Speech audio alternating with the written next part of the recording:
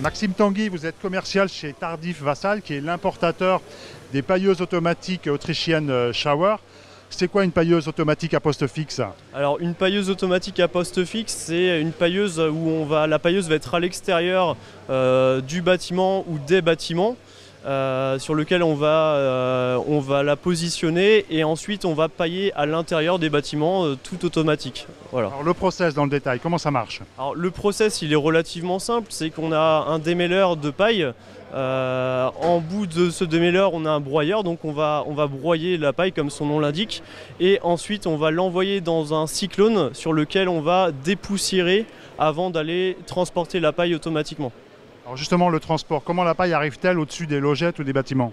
Alors la paille elle arrive au-dessus des logettes ou dans les aires paillées, puisqu'on peut faire les deux, par une chaîne à pastilles qui sont dans du tuyau de 200 avec une pastille de 100 à l'intérieur.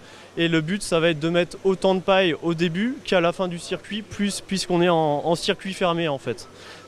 Et un mot sur la répartition dans les logettes, est-ce qu'on a une bonne répartition homogène? On a une superbe répartition parce que les ouvertures se font vraiment facilement. C'est à la mise en route, on fait passer 2-3 bottes de paille, donc de la big ou de la roune, peu importe. Et après on a pu à toucher aux ouvertures. Est-ce que le traitement de la paille il a une influence sur la capacité d'absorption des effluents? Non, le traitement de la paille non, mais par contre le travail de notre machine va démêler, broyer, mais surtout broyer, et c'est à partir de là, puisqu'on va la défibrer à 100%, qu'on n'aura plus de nœuds dans la paille, donc la capacité d'absorption sera totale. Alors ces pailleuses Schauer, elles sont adaptées pour quelles espèces d'animal?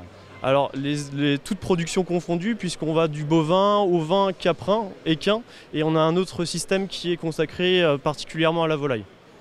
Très bien. Alors, est-ce que ça se conçoit dans le cadre d'un investissement d'un bâtiment neuf ou ça peut également s'intégrer sur des bâtiments existants? Alors, c'est aussi pour la raison pour laquelle on commercialise la marque Schauer, c'est que c'est facilement adaptable dans les bâtiments existants, où on a des bâtiments qui sont des fois assez compliqués. Mais on arrive à chaque fois à s'adapter puisqu'on n'est pas bloqué sur un projet si les bâtiments sont bleus. Une dernière question, est-ce que le paillage, c'est la dernière chaîne qui manquait pour automatiser les tâches au sein des élevages qui aujourd'hui on fait la traite, on distribue l'aliment. Demain on va pailler automatiquement aussi? Alors demain on va pailler automatiquement, mais déjà aujourd'hui plus de 70 élevages sont équipés de notre système. Donc voilà, c'est sûr qu'aujourd'hui tout le monde ne connaît pas notre système, mais il demande à être encore plus développé. Ouais. Très bien, écoutez, vous allez y participer. En tout cas, je vous remercie, Maxime Tanguy. Merci à vous.